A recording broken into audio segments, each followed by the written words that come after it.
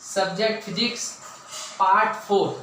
आज अपना क्लास 4 के अकॉर्डिंग नया शिक्षण बिंदु रहेगा। आज का विद्युत बल रेखा है, जिसको बोलते हैं क्षेत्र रेखा है।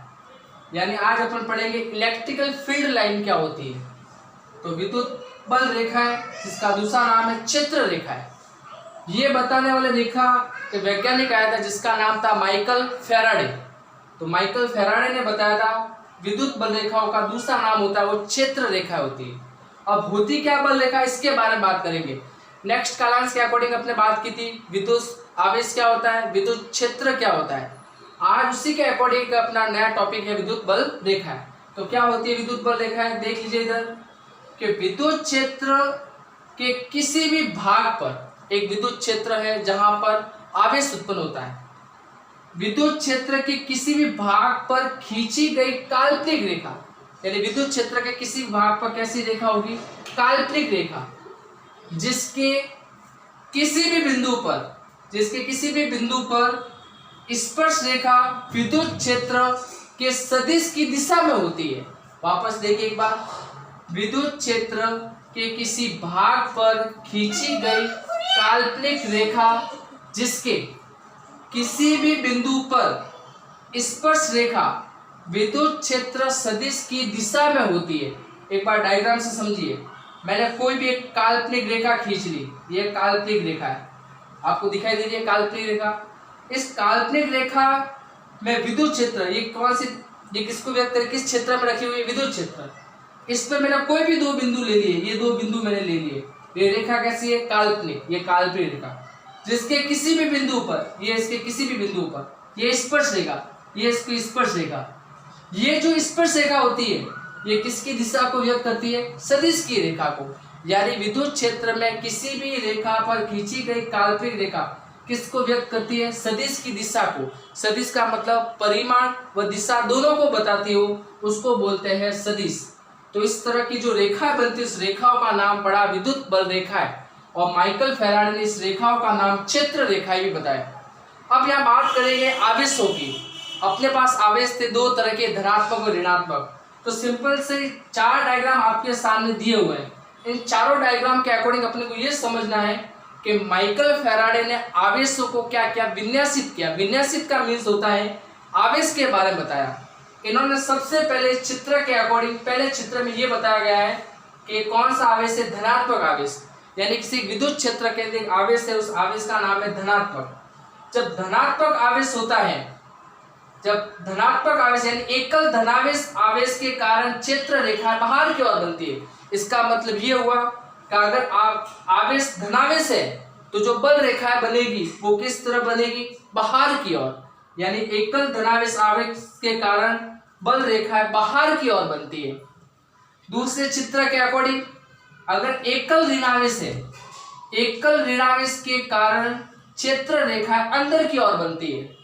माइकल फैराडे कहता है अगर ये ऋणात्मक हो आवेश तो इसके अंदर जो बल रेखा होगी वो किसकी तरफ होगी, केंद्र की ओर। यानी बल रेखाओं का जो विन्यास होगा वो अंदर की ओर होगा। इसी के अकॉर्डिंग अगर माइकल फैराडे कहता है कि अगर दोनों आवेश कैसे हो, धनात्मक या दोनों ऋणात्मक, अगर दोनों का आवेश समान हो, दोनों का आवेश क्या हो, समान, तो इसके अंदर जो प्रतिकर्षण होगा, चाहे प्लस प्लस हो चाहे माइनस माइनस हो, अगर दोनों आवेश के अंदर विन्यास समान हो तो ऐसे आवेशों के बीच में क्या होता है, प्रतिकर्षण। प्रतिकर्षण का मतलब जैसे प्लस प्लस है तो इसके अंदर जो क्षेत्र रेखा होगी वो किस तरह बनेगी, दोनों क्षेत्र रेखा बाहर की ओर, ये क्षेत्र रेखा बाहर की ओर बन रही है। ये दोनों क्षेत्र रेखा किस तरह बनेगी, बाहर की तरफ। अगर दोनों ऋणात्मक होती तो दोनों क्षेत्र रेखा किस तरफ बनती, अंदर की तरफ। तो इसके अकॉर्डिंग दोनों समान आवेशों के बीच में क्या होता है, प्रतिकर्षण, जिसमें बल रेखा किस तरह बनती है, बाहर की ओर, जब धनावेश हो। चौथे डायग्राम के अकॉर्डिंग एक है धनावेश, दूसरा है ऋणावेश। दोनों के बीच में क्या हो रहा है, आकर्षण, यानी विजातीय आवेश है। दोनों के आवेश क्या है, विपरीत प्रकृति के। तो धनावेश कहता है कि जो बल रेखा होती है वो किस तरह बनती है, बाहर की ओर। ये इसकी तरफ बाहर की ओर बन रही है, ये बाहर की ओर बन रही है। मगर ऋणात्मक कहता है इसमें बल रेखा किसकी ओर बनेगी, अंदर की ओर बनेगी। तो एक बाहर की तरफ बनेगी, एक अंदर की तरफ बनेगी, तो एक बंद लूप बन जाएगा जो आपको चित्र के अकॉर्डिंग दिखाई दे रहा है। यानी ये कहलाता है बल रेखाओं का एक लूप कहलाता है, इसको बोलते हैं लूप। इसके अंदर बल रेखा है बाहर की ओर, इसके अंदर बल रेखा है अंदर की ओर, तो पूरा एक बंद वक्र बन जाता है। इसी बंद वक्र को बल रेखाओं के रूप में निरूपित किया गया है। तो दोनों विपरीत प्रकृति के कारण धनावेश बाहर की ओर व ऋणावेश अंदर की ओर होता है, जिससे क्या बन जाता है, एक लूप बन जाता है। इसको बोलते हैं बल रेखाओं का एक लूप। तो आज अपना टॉपिक है विद्युत बल रेखाएं क्या होती है। तो विद्युत क्षेत्र के किसी भी भाग पर खींची गई कैसी रेखा होनी चाहिए, काल्पनिक। तो जो काल्पनिक रेखा खींची गई उस बिंदु पर क्या उत्पन्न होगा, विद्युत क्षेत्र। और विद्युत क्षेत्र किसको निरूपित करेगी, सदिश को। तो उसी सदिश के अकॉर्डिंग यहाँ पे 4 विन्यासों के बारे में बताया है। धनात्मक, ऋणात्मक, दोनों सहजातीय यानी समान आवेश के, दोनों विजातीय यानी विपरीत आवेश के कारण। तो ये वाला जो अपना बिंदु था आज का शिक्षण बिंदु, विद्युत बल रेखा क्या होती है, ये इसके बारे में टॉपिक था। अगला टॉपिक अपन पढ़ेंगे विद्युत बल रेखाओं के गुणधर्म। रेखाओं के यानी इसका दूसरा नाम था चित्र रेखा है, इसका आज अपन पढ़ेंगे गुणधर्म। आज का अपना टॉपिक है विद्युत बल रेखाएं या क्षेत्र रेखाएं के गुणधर्म। नेक्स्ट टॉपिक में पढ़ा था विद्युत बल रेखाएं क्या होती है। अब आज पढ़ेंगे विद्युत बल रेखाओं के अंदर कौन कौन से गुण अपने को दिखाई दिए। तो स्टार्टिंग करते हैं, जिसके अंदर सबसे पहला गुण, विद्युत बल रेखाएं धनावेश से प्रारंभ होकर ऋणावेश पर समाप्त होती है। जैसा अपने चित्र के अनुसार देखा था, धनावेश होती है वो बाहर की ओर होती है, ऋणावेश होती है वो अंदर की ओर होती है।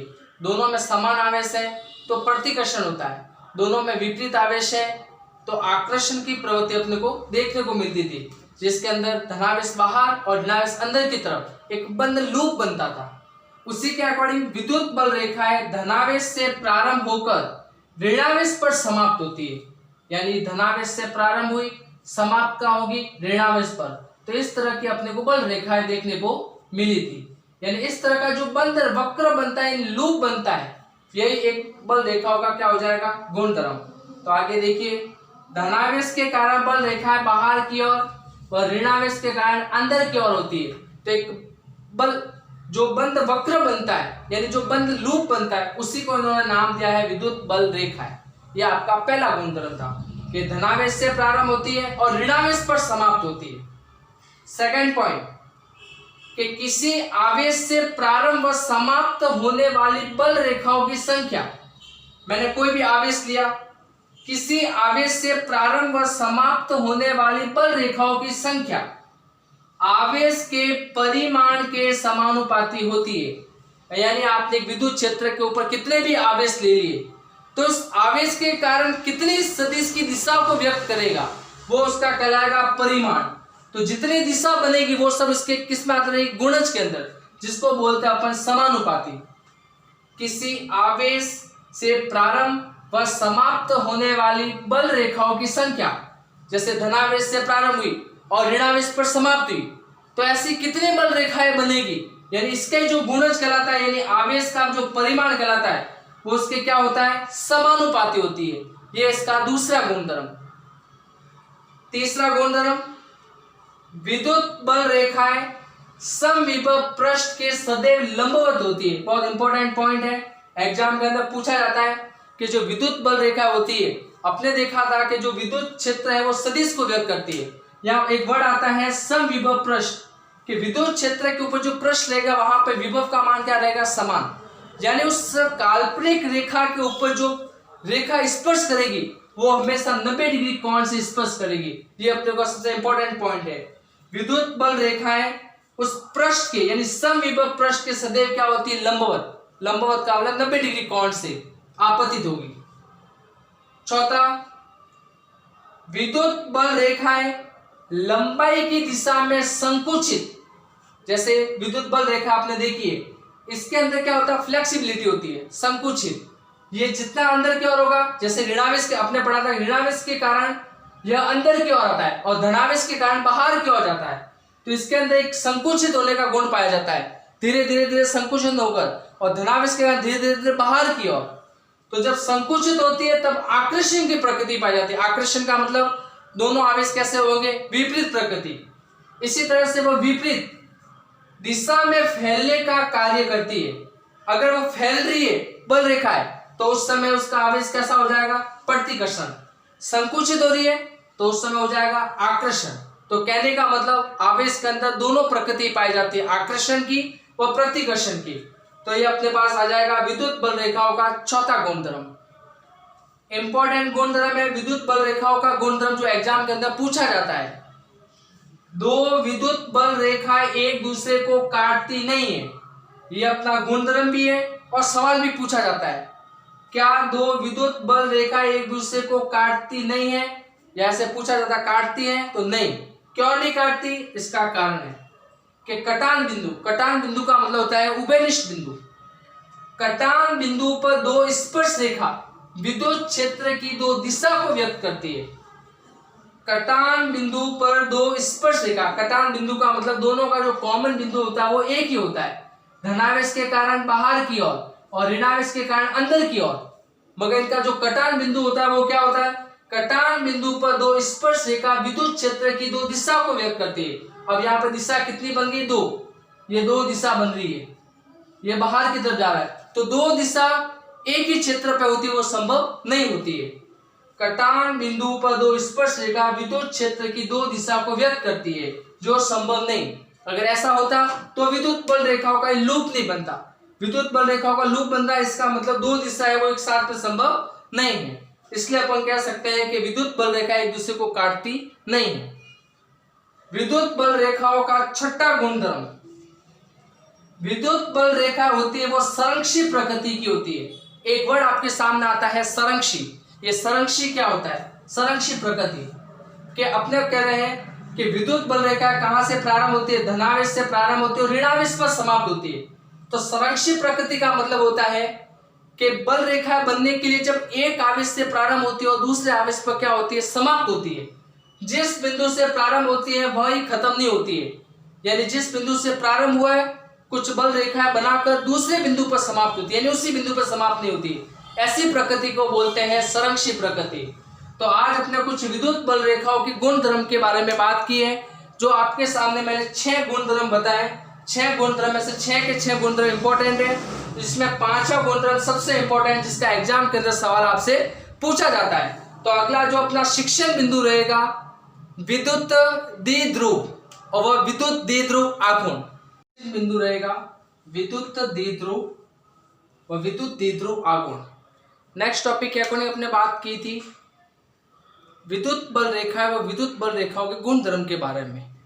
आज का अपना बिल्कुल जो नया टॉपिक रहेगा इस क्लास के अकॉर्डिंग, विद्युत द्विध्रुव क्या होता है, अगला शिक्षण बिंदु है, जिसको बोलते हैं इलेक्ट्रिक डाइपोल। अपने स्टार्टिंग के अंदर कुछ वर्ड आया अपने सामने, विद्युत आवेश आया, विद्युत क्षेत्र आया, विद्युत बल रेखा आई है। इसी तरह से अपने सामने एक नया नाम है विद्युत द्विध्रुव। द्विध्रुव, ध्रुव का मतलब होता है यहाँ पॉजिटिव और नेगेटिव, यहाँ लिखा हुआ है पोल। पोल का मतलब होता है धनात्मक व ऋणात्मक, और द्वि का मतलब होता है दो। तो धनात्मक और ऋणात्मक दो आवेशों से मिलकर जो बना होता है उसी को बोलते हैं द्विध्रुव, जिसको बोलते हैं विद्युत द्विध्रुव। यहाँ पर क्षेत्र कैसा होना चाहिए, विद्युत क्षेत्र। देखिए इधर, जब दो समान व विपरीत प्रकृति के आवेश, आवेश समान भी हो सकते हैं विपरीत भी हो सकते हैं, जब दो समान व विपरीत प्रकृति के आवेश एक दूसरे से अल्प दूरी पर स्थित हो। मैंने कोई भी दो आवेश ले लिए, समान हो सकते हैं विपरीत प्रकृति हो सकते हैं, अगर ये दोनों एक दूसरे से अल्प दूरी पर, अल्प दूरी का मतलब होता है बहुत कम दूरी पर, अल्प दूरी पर अगर स्थित हो तो इससे बोलते हैं विद्युत द्विध्रुव। डायग्राम आप देख सकते हैं, मैंने दो आवेश लिया, एक लिया माइनस का क्यू, एक लिया प्लस का क्यू। दोनों के जो बीच की दूरी है वो है 2a। मैंने इन दोनों के बीच में बिंदु को मान लिया, उस बिंदु का नाम है O। दोनों आवेश है वो अल्प दूरी पर है। दोनों कैसे हैं, विपरीत जाति के, यानी विपरीत आवेश है, समान हो सकते हैं विपरीत हो सकते हैं। अगर ये दोनों आवेश अल्प दूरी पर रखे जाते हैं उसी को बोलते हैं विद्युत द्विध्रुव। अगला अपना टॉपिक है विद्युत द्विध्रुव आघूर्ण क्या होता है, यानी डाइपोल मूवमेंट क्या होता है। पहले अपने पढ़ा विद्युत द्विध्रुव, यानी समान व विपरीत आवेश एक दूसरे के अल्प दूरी पर होते हैं।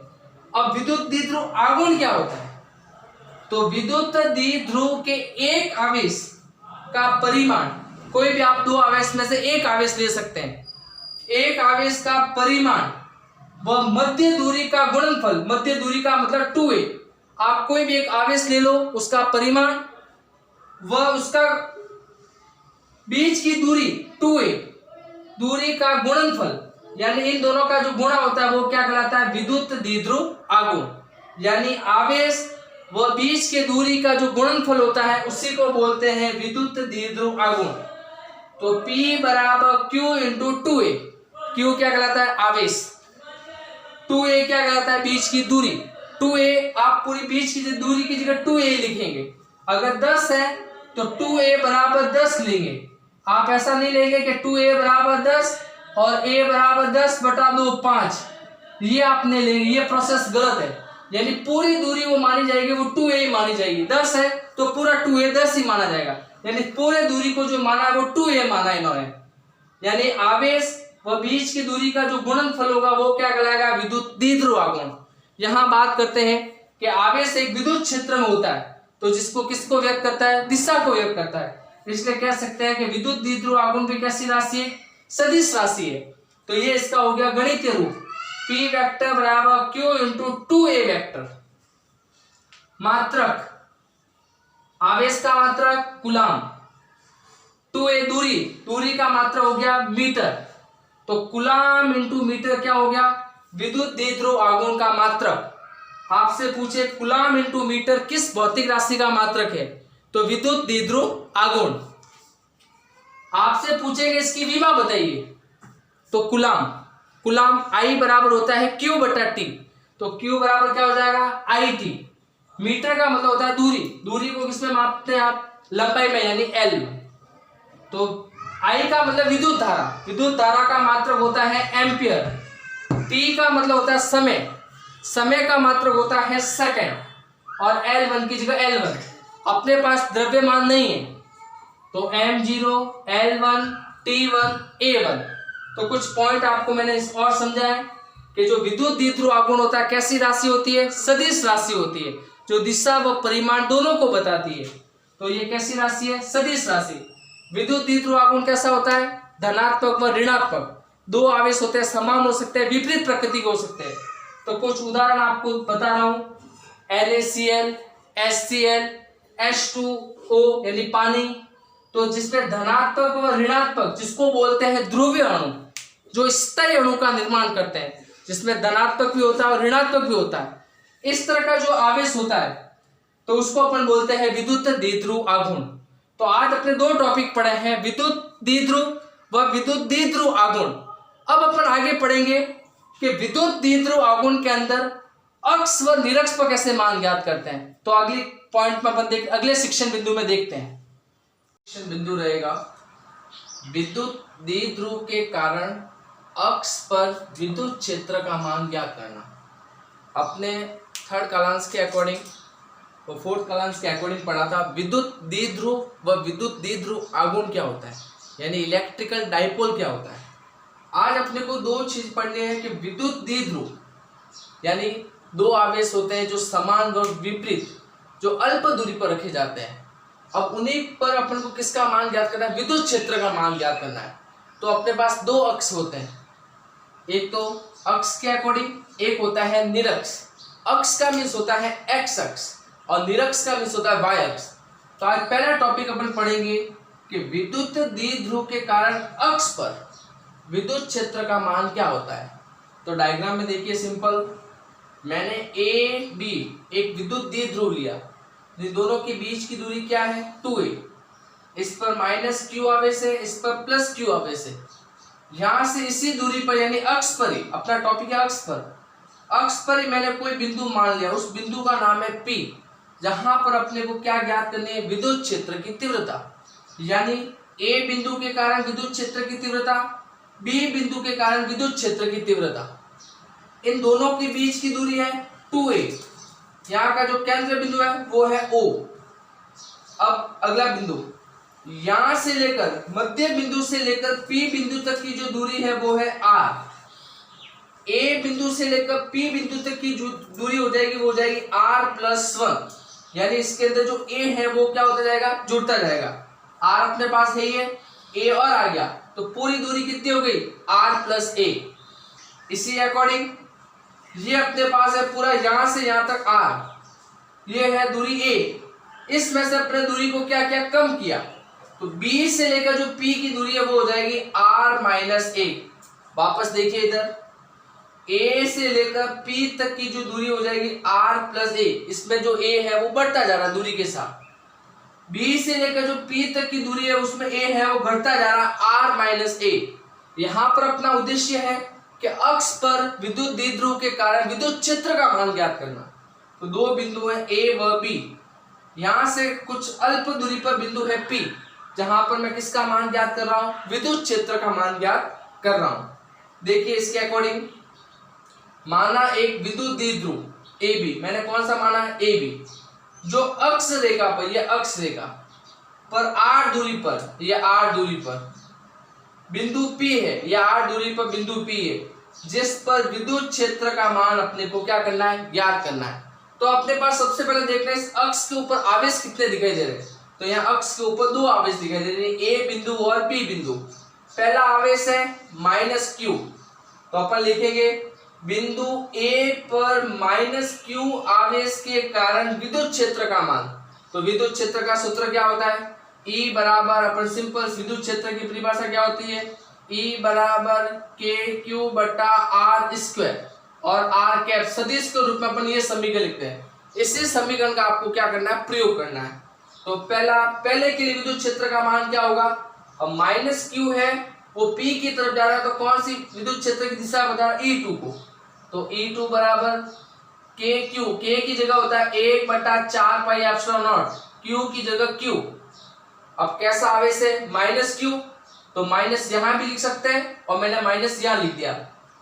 यहां से इस तरफ जाएंगे P बिंदु की ओर, तो दूरी का मान बढ़ता है, तो यह आ गया r स्क्वायर यानी r प्लस a का स्क्वायर। P कैप यानी किसको व्यक्त कर रहा है, दिशा को व्यक्त कर रहा है, यानी कैसे समीकरण हो गई, सदिश समीकरण। तो E2 वेक्टर बराबर 1/4 pi epsilon naught Q r plus a का whole square minus P cap, ये समीकरण नंबर 1। अपनी दिशा किस तरफ है, तो दिशा भी बता रहा है, ये P से लेकर B की तरफ है, यानी इसकी जो दिशा है वो इस तरफ आ रही है, P से लेकर किस तरफ आ रही है, B की ओर।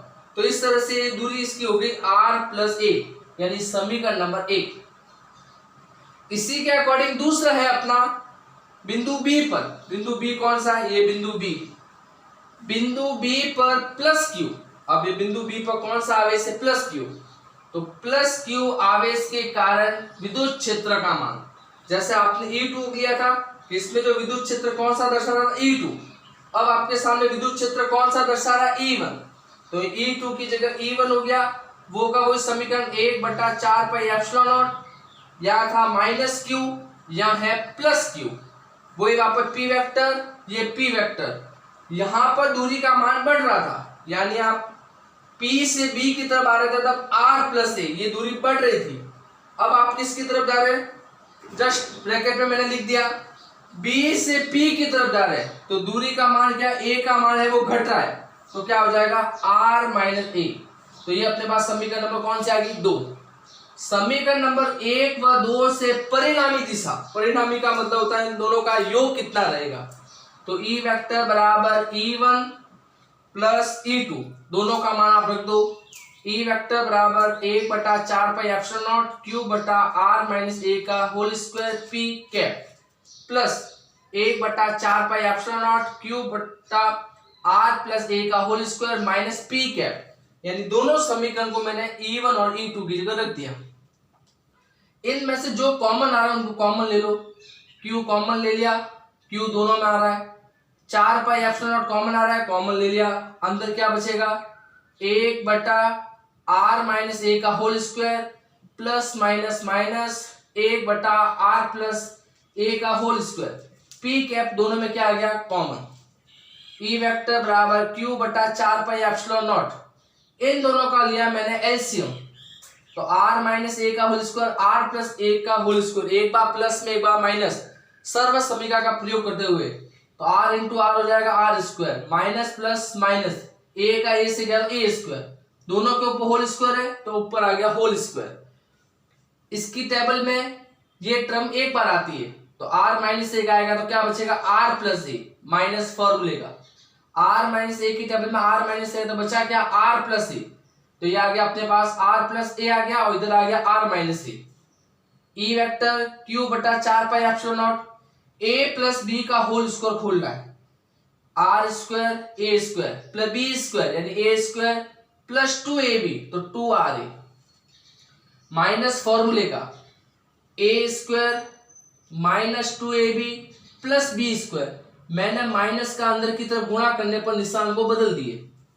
नीचे वाली टर्म ऐसे की ऐसे, आर स्क्वायर से आर स्क्वायर कट गया, ए स्क्वायर से ए स्क्वायर कट गया, 2ra और 2ra कितना हो जाएगा 2 और 2 4ra। तो ई वेक्टर बराबर q बटा 4 पाई एप्सिलॉन नॉट 2 और 2 हो जाएगा 4ra। नीचे ये की ये टर्म रहेगी और p कैप का p कैप। अब अपना यहाँ टॉपिक है विद्युत द्विध्रुव के कारण। तो विद्युत द्विध्रुव के कारण अब यहाँ पर जैसे जैसे आप दूरी की ओर यानी त्रिज्या का मान बढ़ाते रहेंगे r का मान, तो जो a का मान है वो क्या होता है घटता जाएगा। तो अपने पास यहाँ कंडीशन आती है कि यहाँ पर जो r का मान है वो a की तुलना में बहुत बड़ा है। उस समय अपन क्या करेंगे कि a के जो पद है उनको क्या कर देंगे अपन नगण्य। नगण्य का मतलब न के बराबर। देखिए जैसे अगली स्टेप में एक स्टेप लेके आपको समझाता हूं, न के बराबर रहेगा। जैसे ई वेक्टर अगली अपनी जो समीकरण है ये ई वेक्टर अक्षीय बराबर q 4ra p cap upon 4 pi epsilon not r की घात 4, क्योंकि r है वो a की तुलना में क्या है बहुत बड़ा, तो a के पद को क्या करना है नगण्य। एक r से एक r कट गया। ई वेक्टर अक्षीय बराबर क्या बचेगा अपने पास 4 के टुकड़े कर लो, q इंटू 2a एक दो बार आ गया, p कैप की जगह p कैप, नीचे बचेगा 4 पाई एप्सिलॉन नॉट r की घात 3। अब यहाँ पर एक फॉर्मूला बन रहा है जो अपन विद्युत द्विध्रुव के अकॉर्डिंग p बराबर होता है q इंटू 2a। तो मैं क्या इसकी जगह p लिख सकता हूं विद्युत द्विध्रुव की परिभाषा से। तो ई वेक्टर अक्षीय बराबर यहाँ आ जाएगा, इसकी जगह मैंने क्या लिख दिया p, तो ये आ गया p इंटू 2p कैप और 1 बटा 4 पाई एप्सिलॉन नॉट की जगह मैं लिख सकता हूँ k, तो नीचे बचा r क्यूब। तो अपने पास समीकरण आएगा ई वेक्टर अक्षीय बराबर 2kp upon r cube p cap. ये कौन सा रूप कहलाता है सदिश रूप कहलाता है। p कैप का मीन्स ये कौन सा समीकरण है सदिश समीकरण है। तो आपसे अगर पूछे कि विद्युत द्विध्रुव के कारण अक्ष पर विद्युत क्षेत्र का मान बताइए, तो ये जो लास्ट इसका गणितीय रूप अपने को प्राप्त हुआ है वो अक्ष के कारण किसका मान हो गया विद्युत क्षेत्र का मान, जिसके अंदर सबसे बड़ा रोल रहेगा विद्युत द्विध्रुव का। एक चीज यहाँ पर और आती है कि ये यहाँ पर होती है विद्युत क्षेत्र की तीव्रता। जो विद्युत क्षेत्र की तीव्रता होती है यानी r क्यूब है, यहाँ r स्क्वायर नहीं है, तो जैसे जैसे दूरी की ओर बढ़ते जाएंगे तो विद्युत क्षेत्र की तीव्रता का मान घटता जाएगा। ये अपना सबसे इंपॉर्टेंट पॉइंट है। अक्ष पर विद्युत क्षेत्र की तीव्रता दूरी के साथ इसका मान क्या होगा घटता जाएगा। तो अपने पास जो समीकरण प्राप्त है वो किसके लिए प्राप्त हुआ है अक्ष के लिए। इसी अकॉर्डिंग अपन पढ़ेंगे निरक्ष के लिए इसका मान कितना होता है। तो निरक्ष के लिए इसका मान अपन देखते हैं। विद्युत द्विध्रुव के कारण निरक्ष पर जैसे आपने पढ़ा था अक्ष पर क्या होता है, उसी तरह से विद्युत द्विध्रुव के कारण निरक्ष पर विद्युत क्षेत्र का मान ज्ञात करना। निरक्ष का मतलब होता है वाई एक्सिस लंबवत। अगर किसी भी आवेश को अगर लंबवत रख दिया जाए तो उसके कारण विद्युत क्षेत्र का मान क्या होगा। देखिए इधर चित्र के अकॉर्डिंग मैंने यहाँ पर दो आवेश ले लिए ए व बी। ए का है माइनस क्यू आवेश, बी का है प्लस क्यू। एक विद्युत द्विध्रुव को मैंने मान लिया जिसका नाम है ए बी। इनकी दूरी है 2a, इसका जो बिंदु है वो है O। यहां से यहां तक दूरी पर कोई मैंने बिंदु ले लिया P। B से लेकर यहां तक कोई भी बिंदु मान लिया P, यानी बराबर दूरी समान। माइनस क्यू के कारण पी बिंदु पर प्लस क्यू के कारण पी बिंदु पर किसका मान ज्ञात करना है? विद्युत क्षेत्र की तीव्रता। यहां से यहां तक की दूरी है r, तो अपने पास एक त्रिभुज का निर्माण हो रहा है। त्रिभुज के अंदर अपने को ये कौन सी भुजा दे रखी है? कर्ण। ये भी कौन सी है? कर्ण। इसको बोलते हैं अपन आधार, इसको बोलते हैं बीच वाले को लंब। यानी कर्ण के सामने वाला हमेशा क्या होता है? लंब होता है। तो सिंपल सा मेरे को कर्ण ज्ञात करना है, तो कर्ण क्या हो जाएगा? लंब स्क्वायर प्लस आधार स्क्वायर, तो R square plus A square. आप इसके द्वारा किसी भी थीटा का मान ज्ञात कर सकते हैं। अब माइनस क्यू के कारण पी बिंदु पर प्लस क्यू के कारण पी बिंदु पर किसका मान ज्ञात करना है? विद्युत क्षेत्र का मान। तो अपने पास सिंपल सा यहां देखिए, यहां पर एक एक्स एक्सिस और वाई एक्सिस का निर्माण होता है। जो सतह के सापेक्ष होता है तब कॉस थीटा लिया जाता है, वाई एक्सिस पे होता है तब साइन थीटा लिया जाता है। तो ये वाई एक्सिस का मान है और यहाँ पर विद्युत क्षेत्र की तीव्रता का मान। तो पहले के कारण हो जाएगा E1 साइन थीटा, दूसरे के कारण हो जाएगा E2 sine theta. Sine theta होता है वो वाई एक्सिस के अकॉर्डिंग कोण का मान होता है।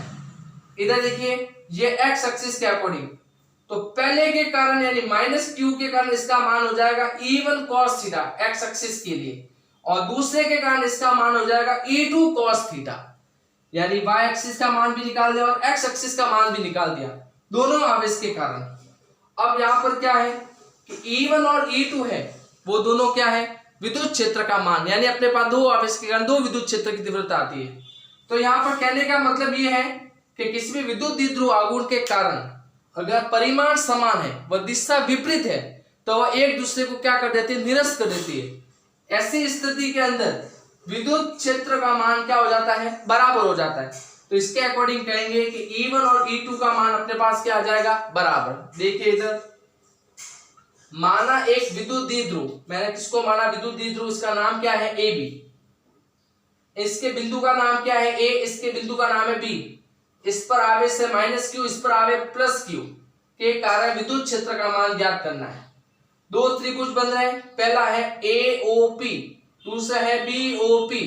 तो त्रिभुज AOP व त्रिभुज BOP से ये भी कर्ण है, ये भी कर्ण है, तो कर्ण स्क्वायर बराबर लंब स्क्वायर प्लस आधार स्क्वायर। दोनों का आधार है A और यहां से लंब है R, तो क्या हो जाएगा? लंब स्क्वायर प्लस आधार स्क्वायर। तो अपने पास एक दो त्रिभुज के द्वारा अपने एक भुजा का मान अपने पास आ गया, जिसको बोलेंगे अपन कर्ण। मैं पहले आवेश की बात करता हूं प्लस क्यू, इस आवेश को लेके चलता हूं। तो प्लस क्यू आवेश के कारण P बिंदु पर विद्युत क्षेत्र का मान क्या होगा? तो अपने पास पहली आ रही है विद्युत क्षेत्र E1, क्या हो जाएगा? E1 वेक्टर बराबर वही E बराबर KQ बटा R स्क्वायर। तो K की जगह 1 बटा 4 pi epsilon not plus Q, तो प्लस Q R स्क्वायर। तो यहां से यहां तक की दूरी क्या हो जाएगी? R square plus A square. या तो रूट में लगाइए या फिर आ जाएगा इसके ऊपर मान R square plus A square. इसकी क्या दे रखी है? अपने को दूरी दे रखी है, जो किस रूप में आगे देखते हैं अपन। अपने पास ये मान आया और ये वाला जो मान है वो किसमें है? रूट के अंदर है, तो root R square plus A square. ये अपने पास B से लेकर P तक की दूरी है। समीकरण नंबर 1, इसकी दिशा B से P की ओर है, ब्रैकेट में मैंने लिख दिया B से P के अनुदिश। इसी कारण माइनस क्यू आवेश के कारण, ये माइनस क्यू आवेश के कारण विद्युत क्षेत्र की तीव्रता, अब पहले प्लस क्यू P बिंदु की तरफ गया, अब माइनस क्यू है वो P बिंदु की तरफ जाएगा। तो जहां प्लस चार्ज है यानी जहां प्लस क्यू था वहां हो जाएगा माइनस क्यू। ये कर्ण भी कितना था? R square plus A square, तो ये भी कितना रहेगा? R square plus A square. जब समान दूरी होती है तो विद्युत क्षेत्र का मान भी यहाँ पे क्या हो जाएगा? समान। यानी इसका परिमाण समान रहेगा, सिर्फ दिशा है वो क्या रहेगी? विपरीत। इसकी जो दिशा रहेगी वो इस तरफ रहेगी, इसकी जो दिशा रहेगी वो इस तरफ रहेगी। यानी सिर्फ यहाँ पर दिशा में जो होता है वो परिवर्तन होता है।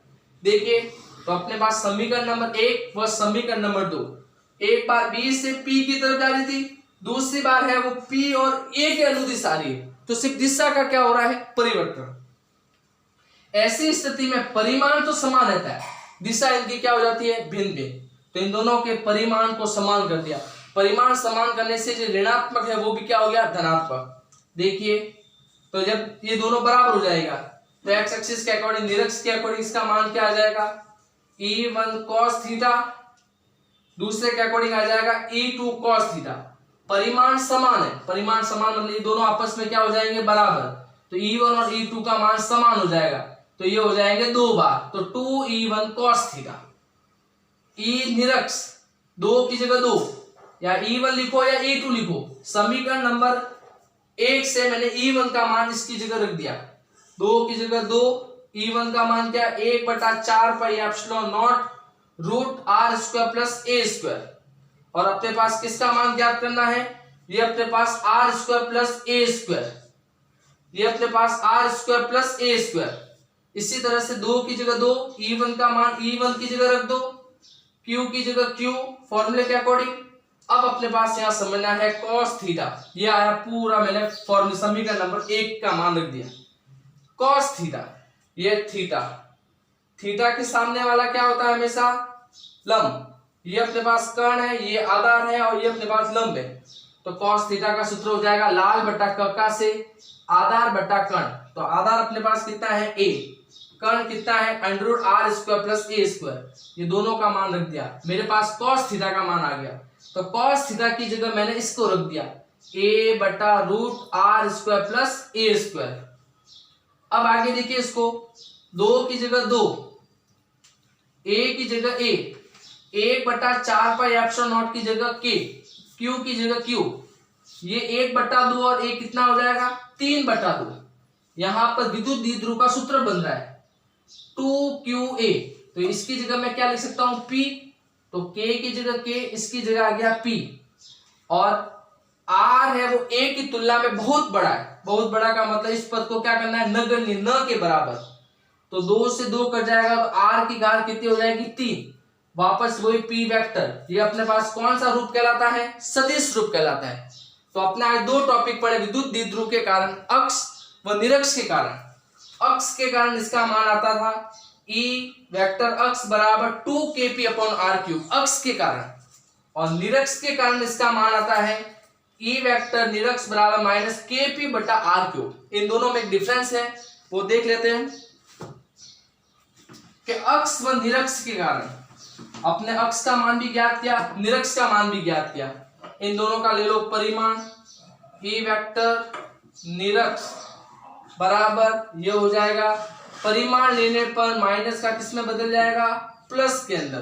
तो ये अपने पास निरक्ष के कारण, विद्युत द्विध्रुव के कारण निरक्ष पर विद्युत क्षेत्र का मान प्राप्त हुआ। अब एग्जाम के अंदर एक स्टा बना के पॉइंट समझा रहा जो पूछा जाता है, एक साइड अक्ष एक साइड निरक्ष। अक्ष का मान कितना आया था 2kp/r³, निरक्ष का मान कितना आया kp/r³।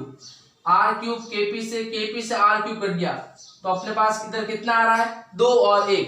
तो अपन कह सकते हैं अक्ष का मान होता है वो निरक्ष का कितना गुना होता है, 2 गुना होता है। तो इसका अनुपात एग्जाम के अंदर पूछा जाता है, विद्युत द्विध्रुव के कारण अक्ष व निरक्ष का अनुपात कितना होता है, तो 2:1। आपको ये ध्यान रखना है, एग्जाम के अंदर छोटा क्वेश्चन बना के पूछ सकते हैं, या ये पूछा जा सकता है विद्युत द्विध्रुव के कारण अक्ष का निरक्ष से कितना गुना होता है, तो 2 गुना होता है।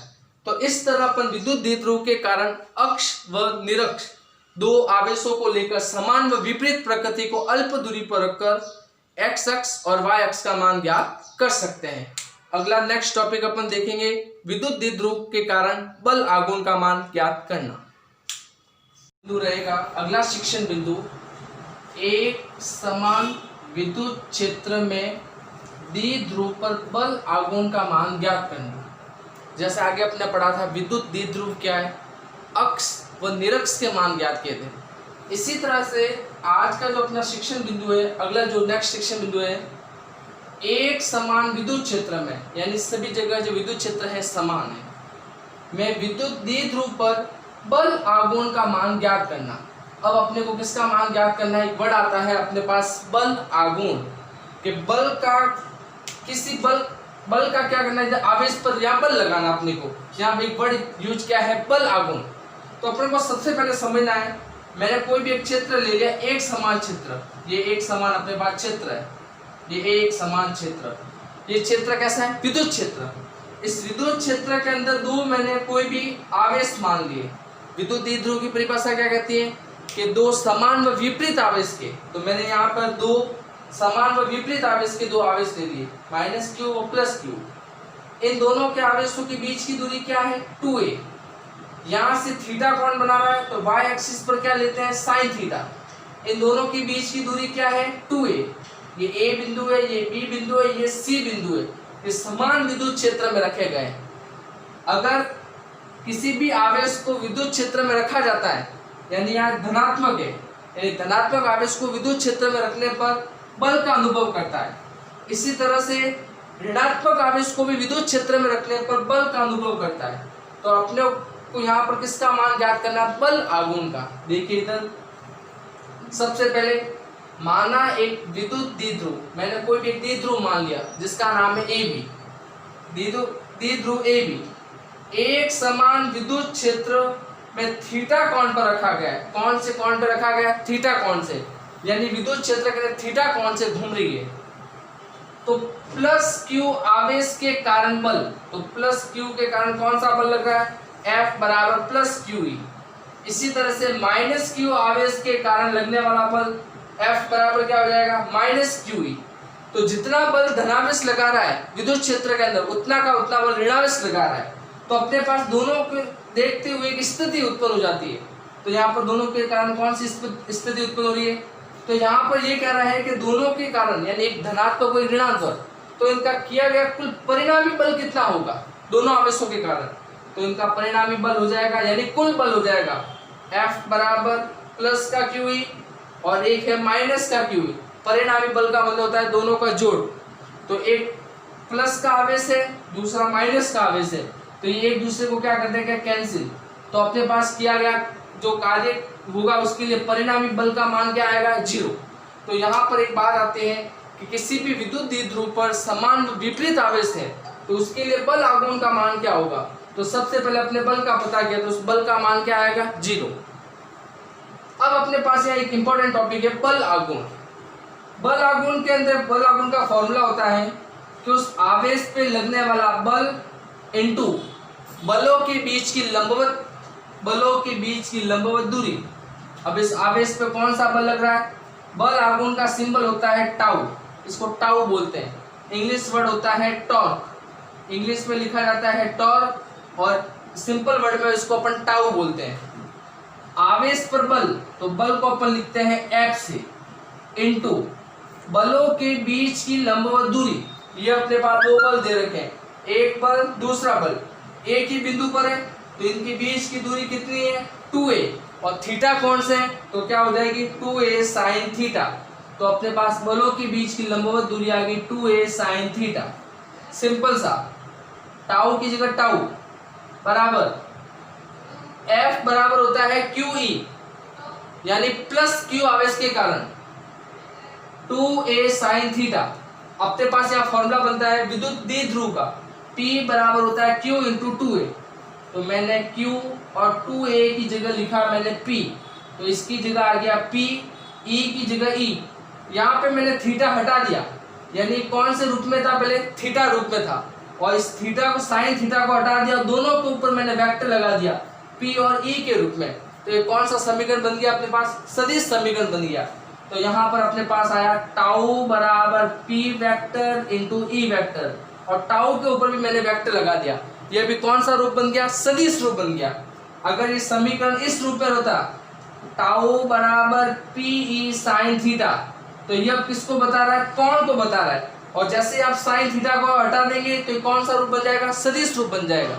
तो यानी एक समान विद्युत क्षेत्र में द्विध्रुव पर बल आघूर्ण का मान क्या होगा, टाउ बराबर P इंटू E, तो टाउ बराबर PE sin थीटा। अब यहाँ पर एक मात्रक आपको विद्युत बल आघूर्ण का सिखाता हूँ। जैसे यहाँ पर वर्ड है F, बल, बल का मात्रक होता है न्यूटन, इसको बोलते हैं दूरी, और दूरी का मात्रक होता है न्यूटन मीटर। अगर आपसे पूछे बल आघूर्ण का मात्रक बताइए, तो बल आघूर्ण का मात्रक सिंपल सा हो जाएगा, बल का मात्रक न्यूटन और दूरी का मात्रक होता है मीटर। तो न्यूटन इंटू मीटर किसका मात्रक होता है, बल आघूर्ण का। इस टॉपिक से आपको सवाल बना के ये पूछ सकते हैं। तो सिंपल सा आपने को देखना है, यहाँ कुछ मैं इक्वेशन बना के आपको समझा रहा हूं। देखिए इसके अंदर फर्स्ट इक्वेशन सिंपल सी मैंने यहाँ लिया टाउ बराबर पी ई साइन थीटा। अगर मैंने यहाँ थीटा का मान 0 रखा तो टाउ बराबर क्या हो जाएगा, पी ई साइन 0। साइन 0 का मान होता है 0, तो टाउ बराबर क्या आ जाएगा 0। यानी किया गया, अगर मैं 0 डिग्री से अगर इसको विस्थापित करूं, बल आघूर्ण लगाऊं, तो उसके द्वारा किया गया बल आघूर्ण का मान कितना आएगा, 0। तो इसको बोलते हैं स्थायी साम्य अवस्था। ऐसी अवस्था को बोलते हैं स्थायी साम्य अवस्था। अगर थीटा का मान मैं 180 डिग्री रखूं, जस्ट इसका विपरीत, तो टाउ बराबर पी साइन 180 और साइन 180 का मान होता है 0। तो इसके द्वारा भी किया गया कार्य यानी बल आघूर्ण का मान कितना आएगा, 0। तो ये कैसा कहलाएगा, अस्थायी साम्य अवस्था। ये कहलाएगी अस्थायी साम्य अवस्था, यानी विपरीत दिशा में होने के कारण यह अवस्था कैसी कहलाएगी, अस्थायी साम्य अवस्था। इसी तरह से अगर थीटा का मान मैं 90 डिग्री ले लूं, तो टाउ बराबर पी ई साइन 90। साइन 90 का मान होता है 1, तो टाउ बराबर क्या आया, पी। तो यह कहलाती है अधिकतम मान कहलाता है। अगर आपसे पूछे एक समान विद्युत क्षेत्र में बल आघूर्ण का अधिकतम मान कितना होता है, तो टाउ मैक्सिमम बराबर पी।